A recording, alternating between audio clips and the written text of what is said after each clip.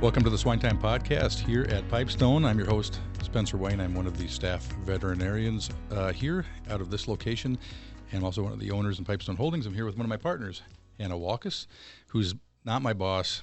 I said it before. She's my boss's boss's boss's boss, or something like that. She runs everything here, and a very bright person I've known for a long time, and I'm happy to have her with our special guest who's not here but is joining us by Teams or by remote participation, and that is Jack Uldrich, who's a futurist. And before we get into what that is, I just want to take a moment to say, why did we have a futurist on, or why do we have Jack on? And the reason would be we had a producer meeting, we call it a producer summit, back in August. We had several speakers. Jack was one, and Jack talked about futurism, or his views of what the future of agriculture would be, and gave some good insight and advice to our audience there. It was a very interesting talk, and we thought it would be great to have Jack share things with us today in this podcast. And so I'll turn it over to Hannah, who had a few things she wanted to say about Jack and his background. We can ask you about your background. Yeah, absolutely. So now we had Jack in Sioux Falls at our meeting back in August. So it was a lot warmer back then, Jack, than it is in Pipestone, Minnesota today. So a little different outside. But now at that meeting, you did a fantastic job sharing with our audience how you prepare for a future that you can't predict. And the future is always changing, and you shared a lot of really good insight in how we should be good students of that. And so we just wanted to circle back with you a couple of months later as a follow-up to those that were there, but then also introduce you and your concepts for futurism to more of our clients that weren't able to be there. And so maybe before we do that, Jack, if you could give us a little bit of background about yourself and what your experiences have been to make you a futurist. Yeah, so I'm a lifelong resident of Minnesota. I'm a graduate of Drake University, but after Drake, I went into the Navy. I served as an intelligence officer, got out, went to graduate school in strategic planning at the University of Minnesota. Then I went back to the work in the Pentagon as a strategic planner, and then through a curious twist of fate, a few years later, I ended up back in Minnesota, where I met a fellow by the name of Jesse Ventura. Make a long story short, I ended up serving in his cabinet as the director of the Office of Strategic Long-Range Planning. And that really got me thinking a lot deeper about the future. And because agriculture is such an important component of Minnesota's economy, that sort of brought me into agriculture. And while I've been speaking on futurism and writing about technological trends for the last 2 decades, I have recently made a decision to focus specifically on farming and agriculture, but I've really been working as a futurist on my own for the past 20 years, but that's my background. Yeah, no, thank you. And I think we could have an entire podcast dedicated to the things you saw in the Jesse Ventura cabinet. That's exactly right. Maybe that will be a future podcast, Spencer. We should put that on the calendar. I think if you're thinking of out-of-the-box, unconventional thinking, you have no better background than that. Hey, I'm curious, Jack. You're a Minnesota native. Are you from the Twin Cities, or what's your hometown, or where are you actually from originally? I didn't see that in your bio. Yeah, So I'm originally from Minneapolis, and I still live in southwest Minneapolis. I went to high school up at St. John's Prep, which is on the campus of St. John's University. And then my family is primarily from Stearns County, so spent a lot of time there growing up. Sure. Yeah. My wife and I go there in the spring for the maple syrup, the sap collection at, I think it's at St. John's or St. Ben's, one of the two. It is St. John's. Yeah. I know John Ginslinger, the forester up there. I don't do the maple syrup, but I go up there every May to plant oak trees on the campus. So yeah, it's beautiful. I love the campus. I love the university. So pretty. And we only live in Morris, which is just west of there, another hour south of Alexandria. So yeah, familiar with the area. And I should just mention, I'm really excited. I'm actually going to start teaching a course up at St. John's this semester, helping students think about the future, both their immediate future, their midterm future, and their long-term future. So neither here nor there. I just thought I would throw that in. Yeah, you can add adjunct professor to your resume right next to Jesse Ventura. That'll be good. We're thinking about the topic of, there's a topic, but your role or your title as a futurist. And if you asked me a while ago, like, what's a futurist? I would have said, I watched Conan O'Brien years ago when La Bamba, the band leader, and his set would come up and they put the weird collar on and they would do in the year 2000, and they would try to, and then after it got to be the year 2000 and beyond, they still called it seeking into the, looking into the future of the year 2000. But it would have been somebody predicting things that maybe were really obvious or wild, or I didn't know. What is a futurist? If you want to explain it, that's going to do a better job than Conan O'Brien.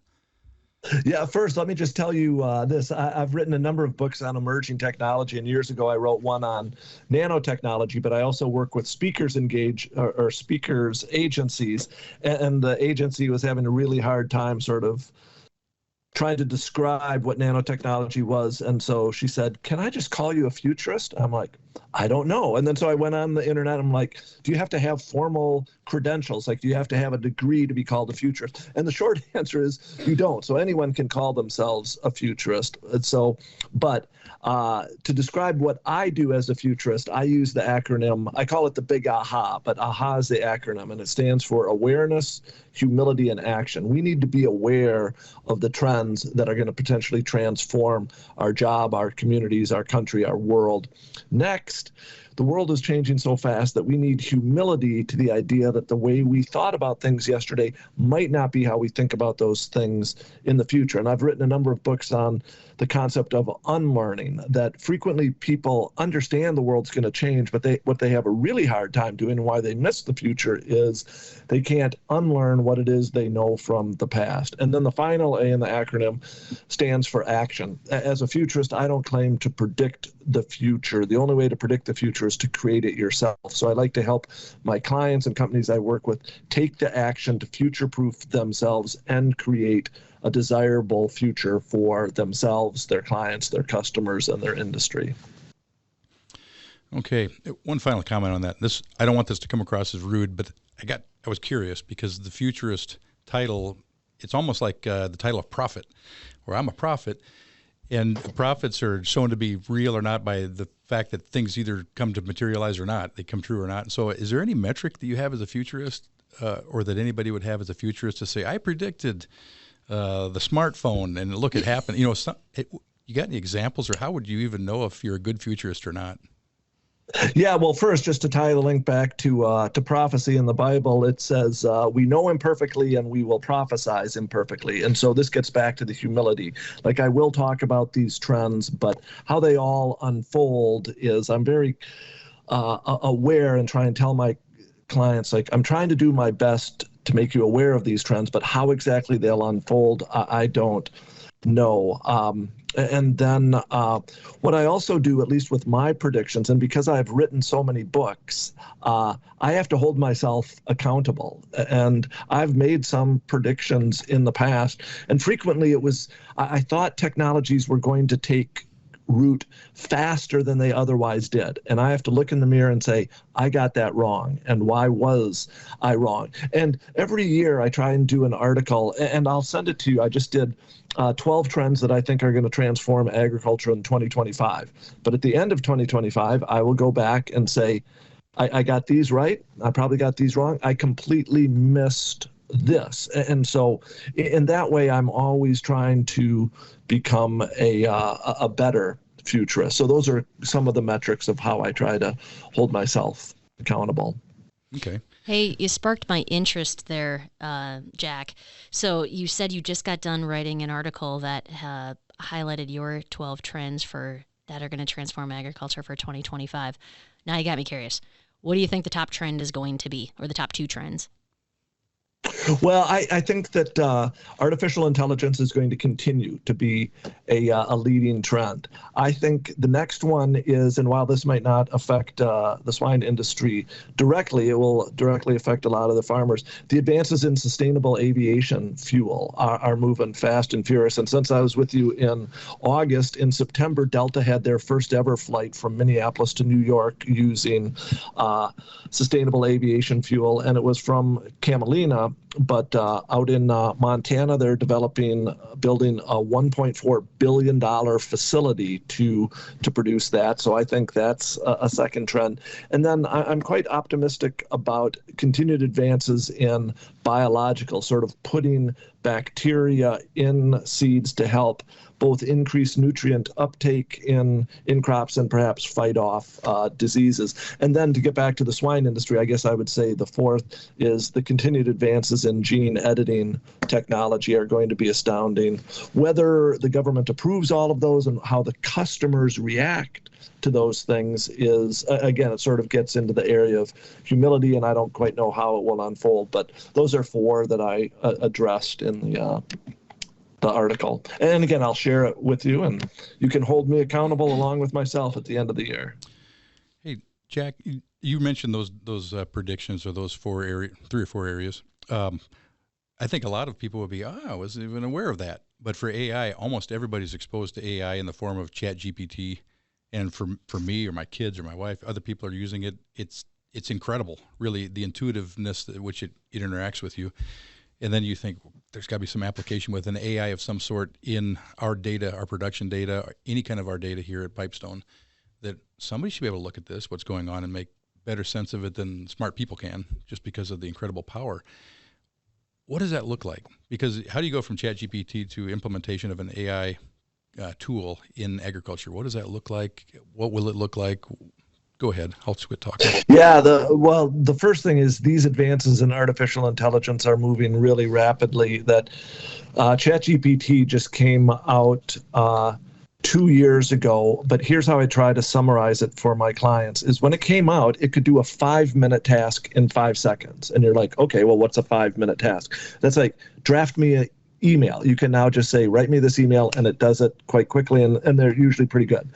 2 years later, we're up to a 5-hour task. And I don't know if you watch any football games, but there's this new iPhone 16 commercial, and a wife kind of forgets to get her husband a present. She realizes she's in trouble, and so she goes into the kitchen, and then just into her phone, she says, make me a video with this song with photos of my kids playing with my husband. That I used to do that every birthday for my wife, was make her a video, and it took me about 5 hours. Now it's done in 5 seconds. But here's what's coming in the next year. They think 5-month tasks. So what are some 5-month tasks that might be beneficial for farmers? Well, first, let me just say a 5-hour task would be farm valuation. Say you want to sell your land. And of course, there are experts out there who could give you a very accurate assessment, and you should use those. But if you can't afford that, the Farm Business Network has their equivalent of ChatGPT called Norm AI. And it does a pretty good job, and it's free. And so to your listeners, don't take it as gospel, but if you don't have anything else, I think it does a pretty good job. But then what's a 5-month task? Well, a lot of farmers have to be doing a better job about planning for succession, and that's a very complicated issue. And if you can drop all of your data in and overlay it with market conditions and future market forecasts and things like that, you can begin getting the framework of how you might want to begin thinking about your succession plan. And so those are just practical applications, but I think the facial recognition technology for feed optimization for hogs is going to continue to get better. AI is already being used to get out in front of certain diseases, but I think it's going to catch it even quicker. And so even a few days in certain diseases is a really big difference. I mean, we've been reading about the bird flu and how that might transmute into it's already affecting some dairy farmers. Could it spread to other areas? And if AI can help give us even a few days advance warning to that, that's really powerful. The other thing is, and this is one of my trends, Microsoft recently came out with a new AI product all around weather forecasting, and they claim it's 5,000 times faster. Now, that doesn't mean it's 5,000 times better, but last year they could do a hyper-localized weather forecast about 15 minutes in advance if a storm was coming. They can now do an hour. But those extra 45 minutes, if you can bring your animals into safety, if you can get your labor off the field, you can get your equipment off the field, those 45 minutes are really valuable. And so I think that's what we're going to start seeing. It's this low-hanging fruit and stuff that we weren't even really thinking about, but it's like, wow, that's making my life better. And it is, and I think we're going to continue to see things along those lines. Yeah, and I think, as our listeners listen to, all those things you're describing, there's probably some that are like, oh yeah, I'm using Chat GPT in my normal life today, and it's been outstanding. And then, there's the other side of the spectrum that is like, this just freaks the heck out of me. Like it sounds cool. I'm sure I could, benefit from it, but I don't even know how to begin using this. This just seems like Japanese to me. And so What, a ChatGPT or something different? Just all of the AI technology. Technology can sometimes be scary as far as how do you actually implement it and how do you learn it and how do you use it. But I think that's where the next generation of the farm family can actually bring a lot of benefit. And one of the things that you talked about at the summit, Jack, that I learned from you is the concept of reverse mentoring. And how when we're growing up and we're trying to, better ourselves, Spencer, we talk about how do you find that person that has more season than you and more experience than you and have them teach you. Well, Jack opened my eyes to the reverse mentor concept, which is how do you find the younger person that thinks differently and actually is probably better at technology and is more adaptive to doing some of this. And as we look at the farm families that we work with, there's a really big opportunity for that generation to bring some of this technology to back to the family farm and really make an impact right out of the gate. I think that's exciting. Mm-hmm. Yeah, and if I could just pick up on that, I really do encourage everyone to get a reverse mentor. And I'm not saying that those of us who are older shouldn't continue to mentor the younger generation. Of course, we should do that. But this world is changing so fast that my guess is many of the younger people are already playing around with ChatGPT and Claude and Pi. Those are just some of the other free AI platforms. But they're getting much better at the prompts, the way to ask questions, the way to sort of recognize when ChatGPT, they call them hallucinations, but they're really lies. Like ChatGPT is just lying. It's just not telling the truth. And so, but we can begin sifting through that. But I also think, like, even things like social media, like I know a lot of people don't have time for it, but farmers in general have a wonderful story to tell. And I think there's so many people, especially urban people who live in the urban areas, who just have no idea of everything that you're doing, and use these platforms to tell your story or to find new customers or to find new markets. Just because you're not comfortable with ChatGPT or AI or social media, ask your reverse mentors. And those of us who are blessed with kids or grandkids, we have built-in reverse mentors. And those of us who have ever had to ask our kids how to set up a TV or, our computer or do something on our computer know how to use a reverse mentor. We just have to take it up a notch, that they really do have a level of intelligence around these new technologies that we don't possess. Yeah, thinking about jobs also in the future, and if you were a computer programmer in the last 20, 30 years, that was a special job. I can't do it, you can't do it, but the computer programmer can program. Then if you go to ChatGPT and you realize, well, ChatGPT can computer program, it'll do that job to some degree.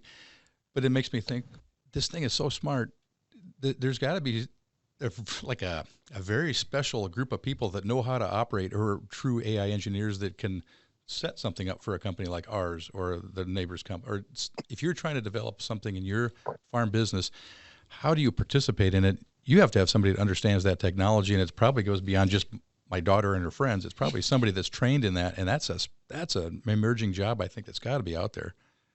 Right? Yeah, that's really interesting. Maybe we'll get this to a little bit later, but I have a free weekly newsletter. I call it my Friday Future 15. And because we're recording this on a Friday, I just sent out this week's. And LinkedIn had their 25 fastest growing jobs for the coming year. And 3 of them were related to artificial intelligence. But to bring this back at a practical level, I know that Iowa State University, and I suspect the University of Minnesota, some of the other leading agricultural universities, are having these courses in AI and maybe even some of the community and technical colleges, that I think that there are going to be the students who are already thinking about this, studying it, staying on top of it. And we have to have enough humility to say, hey, to hire them, work with them, and say, tell me what I don't know. Tell me how I can use this. Because just so you know, like, this is my full-time job trying to stay on top of this, and even I can't do it. And I do have 2 reverse mentors who I'm constantly pinging saying,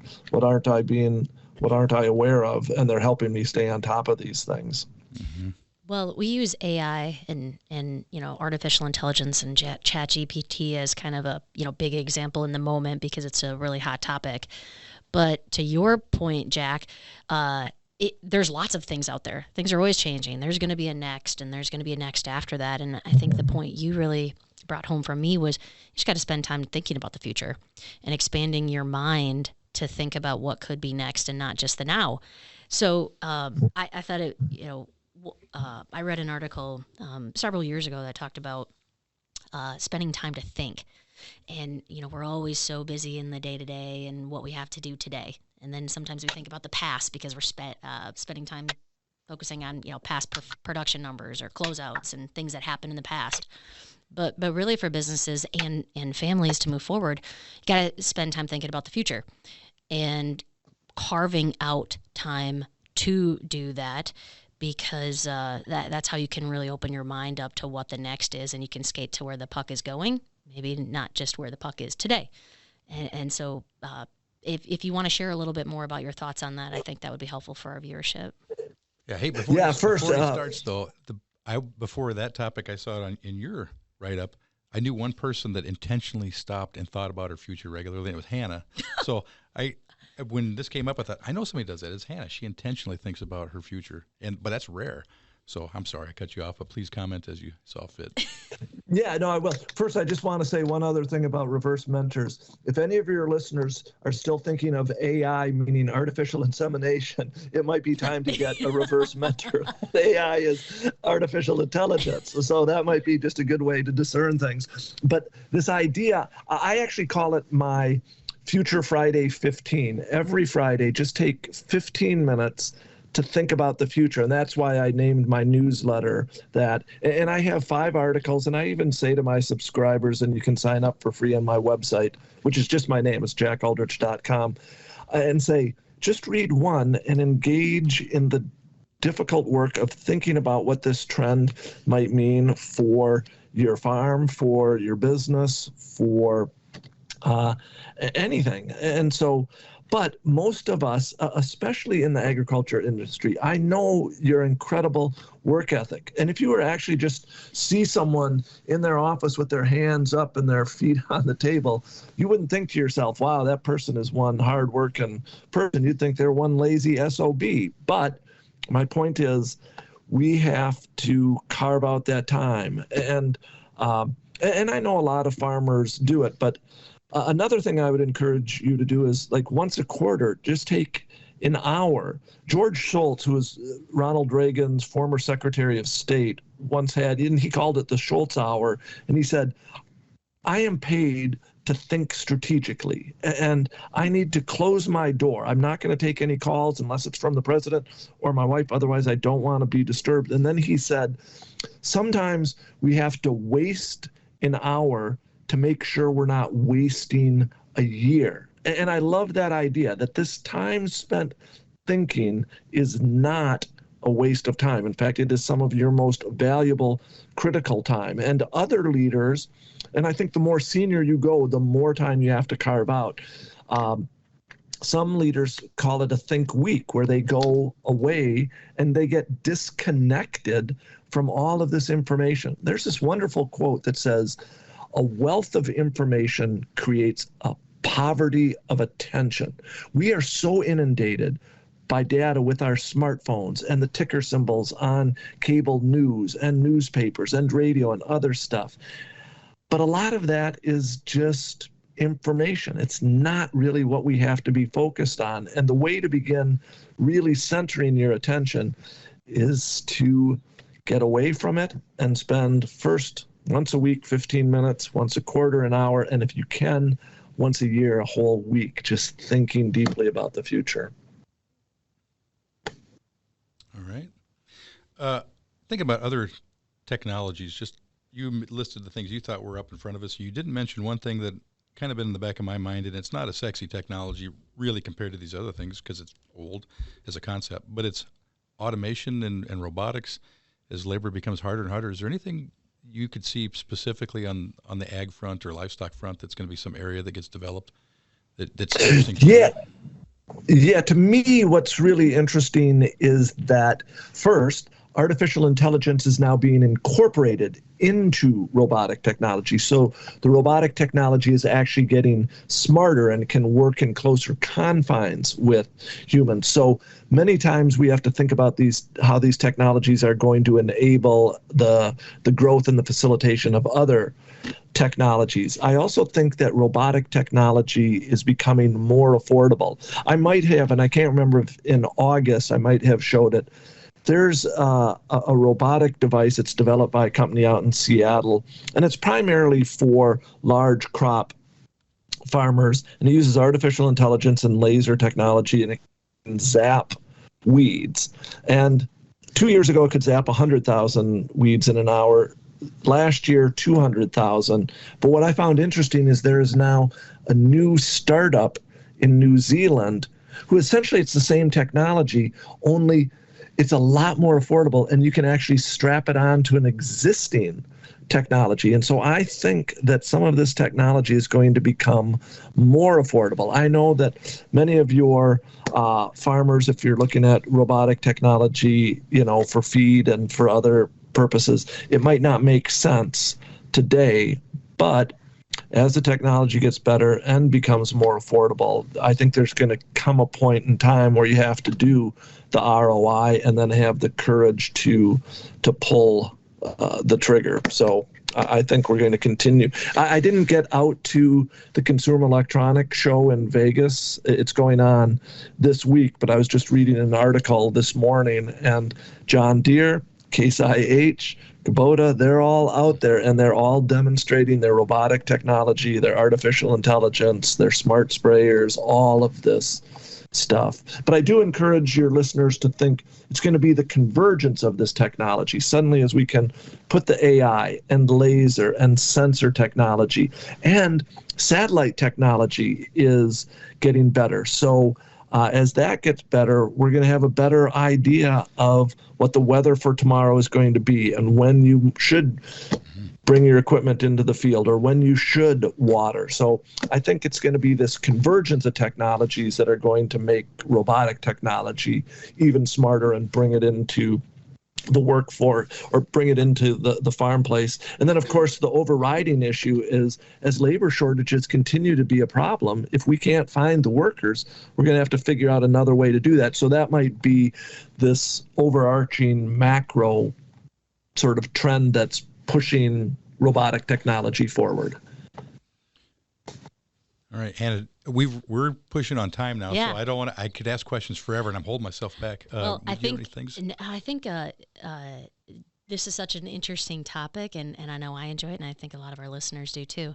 I think Jack just permanently earned himself a reoccurring guest on this podcast, Spencer, from what I'm hearing. So I don't know if that's okay with you, Jack, but we might invite you back more often just to give us updates of what's happening. I would absolutely love it. And as I was saying before we started recording, I'm now making a discerned decision to focus primarily on farming and agriculture in my work as a futurist. And so I would love to come back as a regular guest and help your listeners stay on top of the trends and carve out the time to think about how to utilize these things. What are the challenges? What are the opportunities? What are the weaknesses? What are the strengths of these various things? So I'd love to do it. Hey, and as we close this down, I just realized I've got a book, and you've published a few. This one, I'll hold it up to the camera a little bit. You can see it. A Smarter Farm, How AI is Revolutionizing the Future of Agriculture by Jack Uldrich. Probably get it on Amazon, I'm guessing, but I'm going to steal this one from Abby for a while and read it myself. I just saw it today. I didn't realize you'd put that together. Yeah, and just so you know, Don't even buy it on Amazon. I will make a free PDF copy available to anyone who wants it. So I'll send it to you, Spencer, Hannah. You can get it out. And I wrote it a year ago, and I call it sort of AI for dummies. And I'm not saying that in a disparaging way. I was the dummy, but it's a really simple book. You can read it in less than 40 minutes. And it's just a primer on artificial intelligence. But again, to being a reoccurring guest, another reason these advances in AI are coming so fast and furious. I'd love to come back occasionally and share the latest, greatest with you and your listeners. Yeah, no, we'd enjoy that. Yeah. Well, thank you for taking time to stop back and visit with us again today, Jack. We really appreciate it, and we'll plan to see you soon. Yeah, thank you, Jack. All right. Jack Uldrich. My pleasure. Thank you. The SwineTime podcast was created for the pork industry and individual pork producers around the country. Hosted by me, Dr. Spencer Wayne with Pipestone Veterinary Services, the podcast contains pork industry news, advancements in animal care, and how to enhance your productivity. Find the SwineTime podcast at www.pipestone.com or on your favorite listening platform.